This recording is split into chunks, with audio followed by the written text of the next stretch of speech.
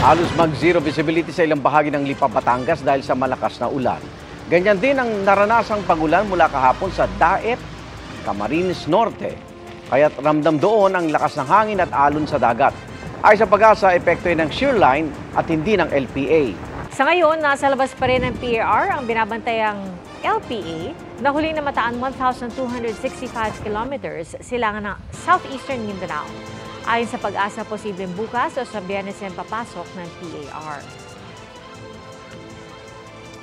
Mga kapuso, sama-sama tayong maging saksi. Mag-subscribe sa GMA Integrated News sa YouTube. Para sa mga kapuso abroad, samahan niyo kami sa GMA Pinoy TV at sa www.gmanews.tv.